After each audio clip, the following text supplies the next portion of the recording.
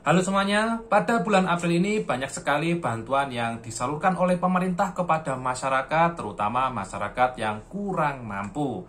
Nah, bagi Anda yang mungkin saja tergolong masyarakat kurang mampu, namun belum pernah mendapatkan bantuan sama sekali, mungkin pada video ini bisa membantu Anda agar bisa mendapatkan bantuan sosial ya. Nah, pada video ini nanti juga saya akan sedikit menjelaskan bagaimanakah cara agar bisa mengusulkan diri agar bisa mendapatkan bantuan sosial.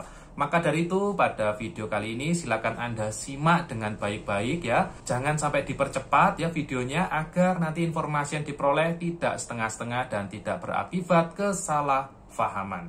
Baik, silakan disimak informasi lengkapnya. Sobat netizen, dimanapun Anda berada, Bapak Ibu sekalian, sesuai dengan yang tadi saya sampaikan pada awal video, bahwasanya pada video kita kali ini, kita akan membahas bagaimanakah ya cara agar bisa mendapatkan bantuan sosial. Karena berdasarkan informasi yang sudah beredar di media massa, banyak sekali yang menyebutkan bahwasanya pada bulan April ini itu banyak sekali bansos yang cair. Seperti contohnya PKH ya, BPNT, BLT minyak ya, juga ada Banpres, UMKM, juga ada prakerja, dan lain sebagainya. Dan bantuan-bantuan ini sudah menyasar puluhan juta penerima ya se-Indonesia. Namun juga tidak sedikit dari masyarakat yang terkategorikan masih kurang mampu itu juga masih belum mendapatkan bansos sama sekali. Nah, pada video kita kali ini kita akan coba membahas ya bagaimanakah cara agar bisa mendapatkan bantuan sosial tersebut. Sebelumnya perlu saya sampaikan, jadi ada beberapa jenis bantuan ya. Ada bantuan yang sifatnya reguler atau sudah berlangsung sebelum COVID melanda. Juga ada beberapa bansos yang timbul karena adanya COVID. Juga ada beberapa bansos juga yang berasal mungkin dari lembaga setingkat kementerian, ada juga bantuan sosial dari provinsi, juga ada bantuan sosial dari kabupaten atau kota.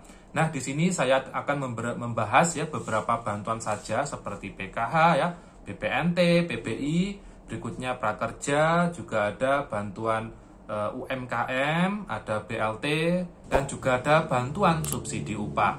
Jadi mungkin bagi Anda yang belum pernah menerima bantuan sama sekali, saran saya silakan Anda lengkapi persyaratan administrasi kependudukan dulu ya. Seperti apa? Seperti KTP dan KK.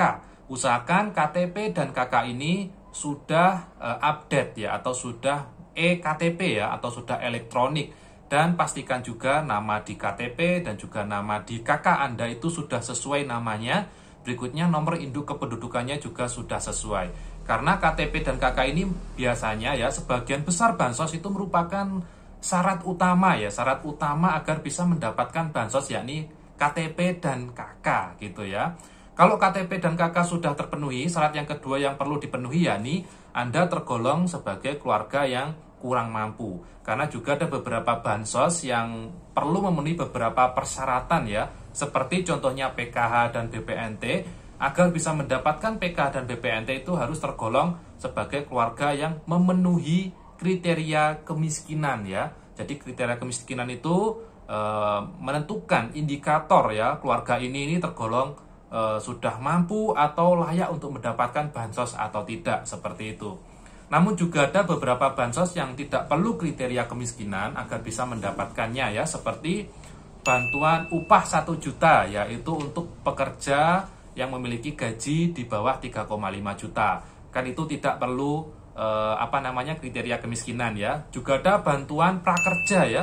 Prakerja ini juga tidak perlu kriteria kemiskinan, jadi semua masyarakat juga bisa memperolehnya ya. Juga ada bantuan Banpres UMKM. Nah, itu juga tidak perlu kriteria kemiskinan juga. Jadi semua masyarakat juga bisa mendapatkannya asal tahu caranya gitu ya. Yang pertama kita akan membahas bansos reguler, di mana ini memerlukan kriteria kemiskinan. Seperti contohnya yakni bansos PKH ya, BPNT, juga ada PBI atau jaminan kesehatan ya, atau JKN-KIS yang kita kenal. Nah, untuk mendapatkan bansos PKH, BPNT ya, PBI atau JKN-KIS, ya, langkah yang pertama Anda itu harus mendaftarkan diri Anda di data DTKS ya. data terpadu kesejahteraan sosial. Daftarnya di mana? Daftarnya bisa melalui kantor desa atau kelurahan di daerah Anda masing-masing. Hal ini juga sudah sesuai ya dengan Undang-Undang Nomor 13 Tahun 2011 Pasal 9, di mana seorang fakir miskin yang belum terdata dapat secara aktif mendaftarkan diri kepada lurah atau kepala desa atau nama lain yang sejenis di tempat tinggalnya. Ayat kedua, kepala kelurahan yang telah terdaftar sebagai fakir miskin wajib melaporkan setiap perubahan data anggota keluarganya kepada lurah atau kepala desa atau nama lain yang sejenis di tempat tinggalnya. Berikutnya, lurah atau kepala desa atau nama lain yang sejenis wajib menyampaikan pendaftaran atau perubahan sebagaimana dimaksud pada ayat 1 dan 2 kepada bupati atau wali kota melalui camat. Berikutnya, bupati atau wali kota menyampaikan pendaftaran atau perubahan data sebagaimana dimaksud pada ayat 3 kepada gubernur untuk diteruskan kepada menteri. Dalam hal diperlukan, bupati atau wali kota dapat melakukan verifikasi dan validasi terhadap pendaftaran dan perubahan sebagaimana dimaksud pada ayat 3. Jadi pada Undang-Undang Nomor 13 Tahun 2011 sudah sangat jelas menyampaikan bahwasanya seorang fakir miskin atau seorang yang kurang mampu itu bisa mendaftarkan untuk bisa mendapatkan bansos. Jadi Anda bisa mendaftar ya. Daftarnya di mana? Di kantor kelurahan atau desa. Saran saya ketika Anda mendaftar dan Anda belum pernah mendapatkan bansos sama sekali, baik PKH, BPNT, PBI dan sebagainya, jangan mendaftar untuk mendapatkan bansos PKH atau BPNT. Jangan bilang gitu ya. Nanti pihak kelurahan atau desa juga akan kebingungan. Silakan Anda sampaikan ke kelurahan atau desa untuk mendaftarkan diri ke dalam data DTKS atau data terpadu kesejahteraan sosial. Jadi silakan Anda ke desa, temui operator desa, silakan sampaikan bahwasannya Anda bermaksud ingin mendaftarkan diri Anda atau keluarga Anda ke dalam data DTKS. Karena basis data DTKS ini nantinya akan diolah dan juga digunakan untuk penambahan penerima bansos PKH dan bansos BPNT. Jadi nanti kalau ada penambahan PKH, ya penambahan BPNT, mengambil datanya itu dari data DTKS. Jadi pastikan nama Anda terdata dulu di data DTKS, seperti itu. Berikutnya ada bansos yang mungkin tidak memerlukan kriteria kemiskinan ya, seperti ada program kartu prakerja, ada juga banpres UMKM, ada subsidi upah 1 juta ya. Dan beberapa contoh bansos ini tidak memerlukan kriteria kemiskinan. Jadi mungkin bagi Anda yang bukan tergolong mungkin keluarga yang kurang mampu, namun Anda sangat membutuhkan bantuan karena pada bulan April ini mungkin banyak juga kebutuhan yang perlu dipenuhi, Anda bisa memanfaatkan beberapa bansos tersebut ya. Semisal contoh kartu prakerja, di mana di sini Anda bisa mendaftar diri secara online ya. Jadi ini Anda sendiri yang bisa mendaftar. Daftarnya di mana? Daftarnya di website prakerja.go.id. Jadi prakerja.go.id. Silakan Anda akses linknya di sana.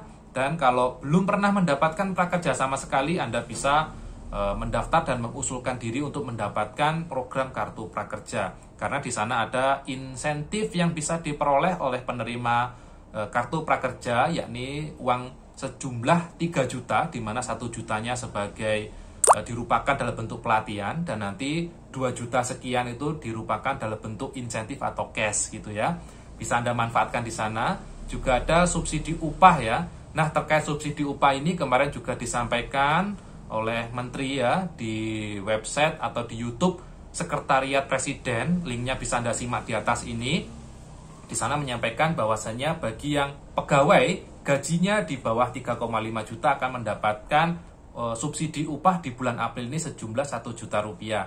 Nah, terkait mekanismenya bagaimana? Apakah melalui BPJS Tenaga Kerja seperti yang dulu pernah terjadi? Ya, gitu kita belum tahu ya seperti apa. Ya, nanti kalau ada informasi terupdate terkait subsidi upah ini, nanti akan coba kita bantu informasikan lebih lanjut ya pada channel YouTube ini.